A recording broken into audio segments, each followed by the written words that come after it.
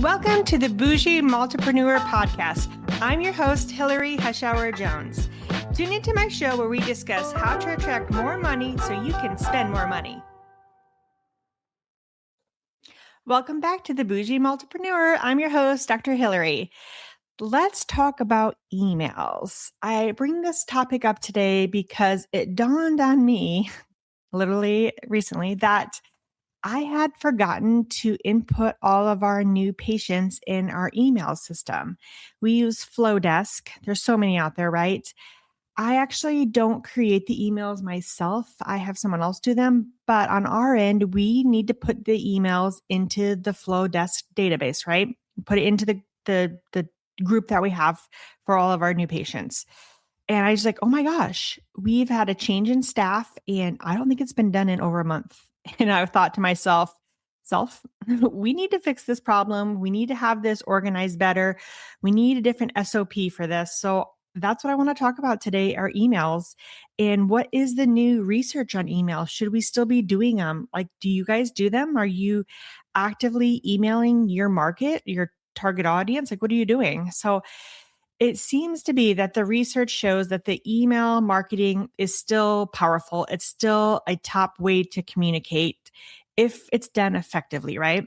So I did some research on some AI, thanks ChatGPT, about email and what it says recently. When do we need to do it? So I pulled some images and some different things from 2024 to this year, 2025. And it says that the ROI is still amazing, that doing these emails are still giving us like $36 to $45 for every dollar spent. It's even better than the social media ads or like paid paper ads, that the email ROI is still insanely better than everything else. So let's just start there knowing that, yes, we need to do it then, right? I don't know about you, putting ads out for things and advertising and then not getting anything back, right? The email is where it's at, and that people actually trust the email more than social media, which is crazy, right? I think that I might be the opposite. I find things on social media. Literally last night, I saw some lip plumping lipstick. Yeah, I bought it because I was like, oh, I need my lips to look like that. I'm telling you guys, right?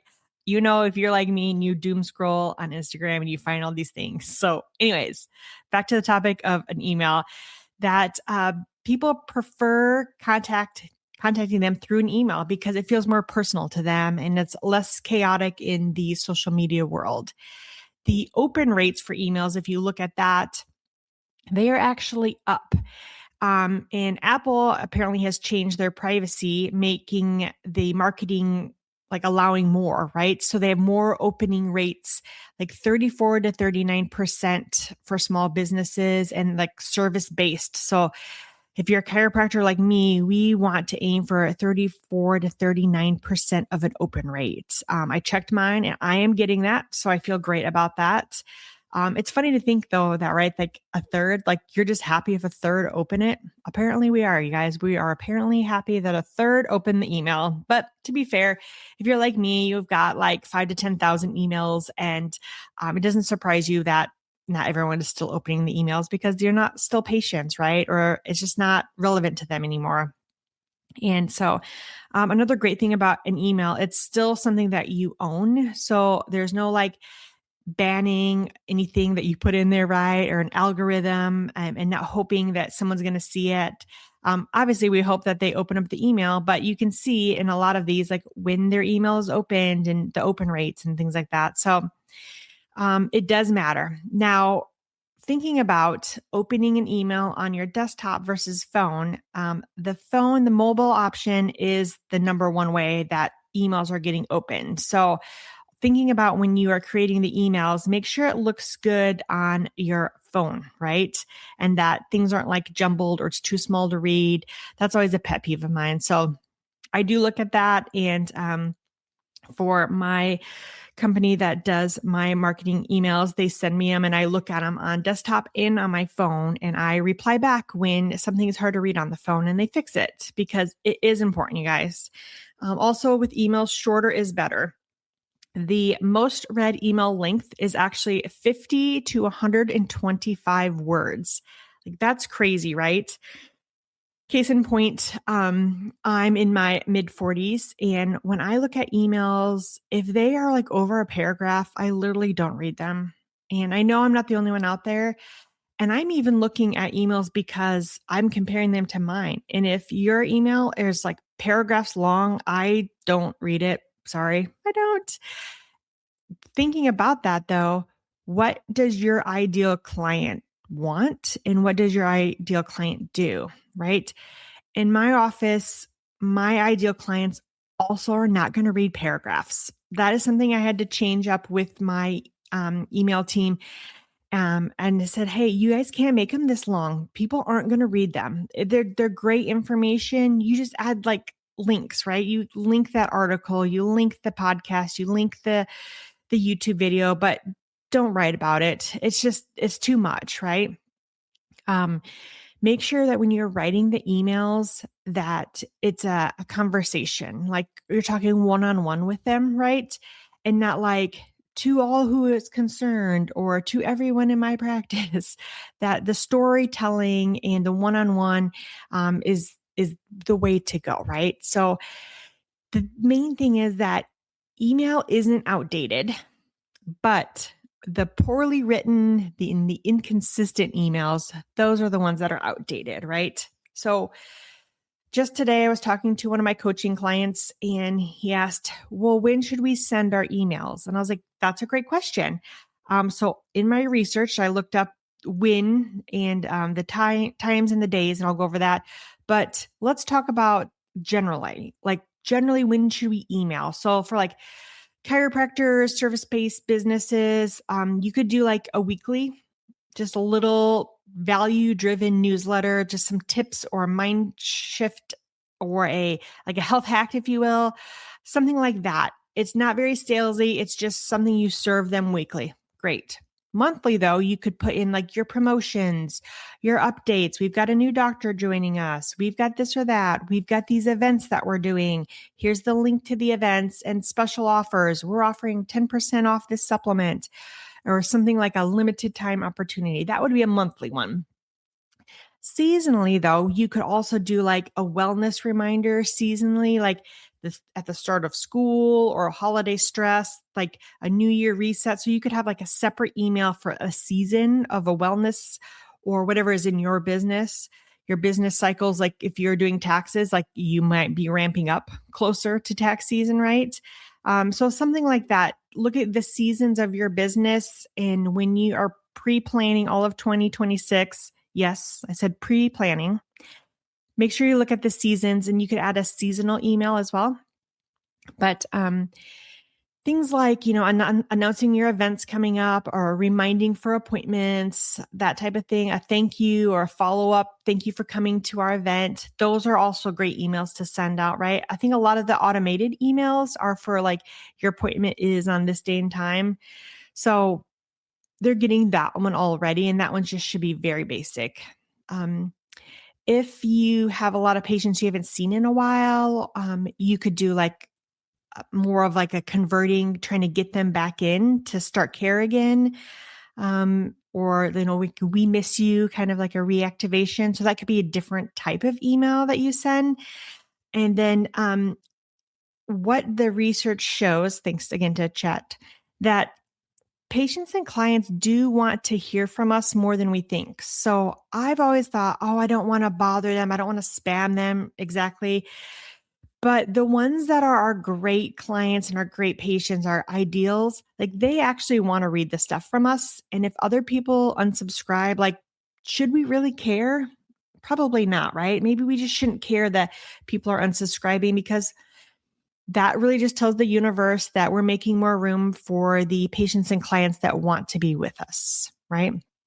So when you are thinking about your email, here's some just some tips, starting it with like a hook, something that's like short and bold, something you can relate to, right? It's like, why your back pain isn't the real problem. And then you go into this, or you should read this before you do XYZ, something that like hooks them, right? And you can just get all this stuff literally from AI. So you don't have to sit and think about this. Just ask them to write a hook for your email.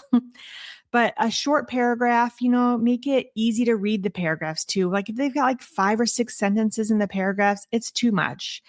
Bold the things that you want us to see. You could put some fun emojis if that's your personality. I love that type of stuff, so I do that. And then make sure, again, it's like mobile friendly with the layout. You can read it all and you can see it. And then be personal in it. People want us. They want to hear like our voice in it, the stories, like anything funny, a funny picture, or, once I did this stupid thing at the car wash, because literally that happens to me. But make sure that you have at least one value point per email. Don't try to have so much in there that it's hard to keep track of it or do this or that. But like a single like call to action, if you will, like book your appointment or reserve this, join this program.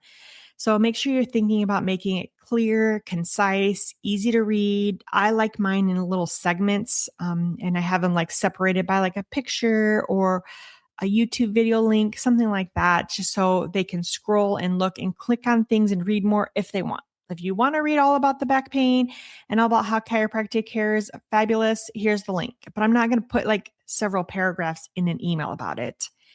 You can also like segment your emails, and you could have like certain, like these are like your current clients or patients. Here's your leads, different things like that if you wanted to. And that would be a great option.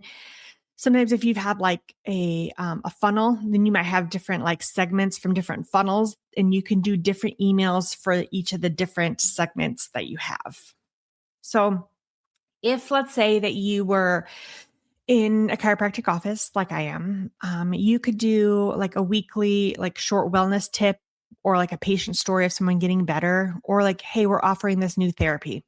But then monthly in the email, I would put like promotions of what we're doing. We're offering 10% off this or that. Here's our events that we have coming up. As a reminder, it's this season. Make sure that you're shoveling snow correctly. I almost say snuffling, like snow and shoveling all in one, snuffling. I might add that to my dictionary. That might be a good one. But you could say something like, hey, we haven't seen you in a while, and here's what's new in our office. Like these could be like a reactivation. And then you would probably want to separate your patient list that way. So make a new group and then pull them into that.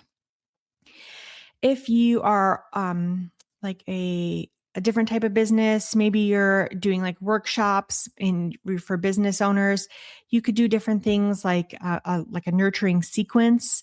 You could have weekly like value ideas for business owners. You could promote something like every month, and then quarterly, maybe you are launching a new program or you're launching an event, something like that. That would be a great thing if you were doing like more of like a business to business. But let's say like you are an event center or you're hosting an event, you would want to definitely target like you'd have like an early bird list. And then you could have like a day before reminder. And then also remember to do like the post event where you thank them and even ask them for a testimonial or reply back of what you liked or you didn't like, because that will help engage them. And then hopefully these attendees can be like return buyers and like repeat attendees. So remember to add some personality with it. I definitely have read emails that are so boring and blank, right? And they just like Chat GPT the whole thing, and Chat didn't know who they were. They didn't know who this person was. And I don't know, let's say if you didn't have a personality, I don't know, I guess make one up. I don't know. Have someone else write it for you. So one thing that I looked up is like when to send emails specifically for chiropractors, because again, I was doing my call with my client that I coach, and they said like peak engagement is still like 10 to 11 a.m. But they said for like service-based businesses like chiropractors, et cetera, it's more like 7 p.m. to 9 p.m. because like if you think about it, they're done, they're home from work, they're just sitting, probably scrolling, catching up on emails, and they might be making a decision like, man, my back was like bad all day. Oh, here's an email from Dr. Hillary's office. I should click this link and make an appointment for tomorrow. So it just depends on your business too, right? Late morning has been like the gold standard, but for service-based people that are trying to get maybe some signups, it might be like later in the evening. Think about that. If you're having like a newsletter or an educational type of email, it might be something more like early afternoon because people are sitting down and having lunch and scrolling, and that might be a better time for them to read content. So something to think about depending on the type of email you have, right? Ideally, they say that Tuesdays are the best day for email. It's the highest open rate and that highest click-through rates. So that was interesting to me. Thursdays would be number 2 because people are like planning and organizing and scheduling. Wednesdays ranked at number 3 because they had strong engagement for newsletters with long form content. So Tuesdays, I guess, are like the best day, right? But let's say you're doing like a promotional email or like a last call reminder, something like a Sunday evening would be great for that, or maybe a Saturday morning, depending on when you're open, because this would be like a flash promotion or a weekly appointment, like, hey, we've got these available, or an upcoming event reminder. So something like that when they'll be on their phones would be great too. So for instance, if I was going to do for my chiropractic office, Tuesday mornings would be great. Thursday afternoon, like 7 to 8 p.m. And then if I did one on Sunday, 6 to 8 p.m., that might be something where I have like the availabilities open for the week, because they might be scrolling and deciding what they're going to like do for their week ahead, right? So make sure that you are pairing the type of email with the day and the time frame, and then kind of look and see how your statistics look after a month or 2 of doing that, and see if you can tell a difference, right? Look at the booking and the clicking of the links. I think that's really important. So I can say all this stuff, but until you try it out and you actually look at your own analytics, it's hard to say, right? Like, I don't say everything's always one way. Like, your practice and your business might be different. So try something. If you don't love your open rates right now, then now's a great time to like mix it up. Like, just try something different. And again, a lot of this stuff I got from ChatGPT. Just ask your AI, get some statistics and see what it would be best, especially for your business. So if you're not in a service like base business, like chiropractic, like I am, then maybe you should ask like specifically for your business, like when it is. Also, my client, which again, I'm so glad that him and I chatted before this today, he said, well, what about text? When would be the best time to send texts? Or if I sent an email and I want to follow up with a text later, it's like, well, send the email out at night, maybe like 7 to 9 p.m. But then in the morning, like 9 to 10 a.m., send the text like, hey, did you see our email? It was about this or that. Or if they're doing like a flash sale, something like that. So it seems to be like similarly for the text is like for an email, like the later at night, if I was a chiropractor and I wanted to send text to patients, I would send it like 6, 7 p.m. at night, because then parents are home, families are home, and like things are like maybe winding down a little bit. I don't know. But if it wasn't relating to like parental families, etc., and it was more just for business, then I would send the text probably like 4 to 5, where their end of the day is coming up. And if they're already clocked out at 5, maybe they don't want to respond to your text. Just some thoughts. But make sure you're putting some links in the text also, or an event reminder or something like that. And then, make sure that it's not too pushy also. Do you guys get long texts? Sometimes when I get like 3 dings on my phone from the same number, I'm like, oh, that's going to be a long text to read, isn't it? I don't love that. I don't know about you. I actually don't know statistics about that. I'm just blabbering on about how I don't like that. So I personally try not to do that to my patients. So it seems like the best day to text also are like Thursdays, Fridays, and Sunday evenings. So something to think about. Seems like Sunday evening is great for emails and texts. So keep them short and casual in your texts, and I think it will go a little bit further. So in summation of this podcast, I hope that you guys learned something. And maybe think of what you're going to do or change. Look at your statistics and say, like, what's some one email I could change? Or if you're not doing emails, like, what's one email you're going to start to do, right? Create a simple, even a welcome sequence email. Let's say you've not really done emails. You could start like a 3 welcome sequence email. And again, you don't have to come up with all this. You can just have AI help you. It'll be so easy. You can repurpose your social media even into emails. You can tell a story through it. People like stories, and that will help with your open rates. If you don't know how to write a story, then put what you want to say into chat and then have them write the story and tell them what you're trying to accomplish with it, right?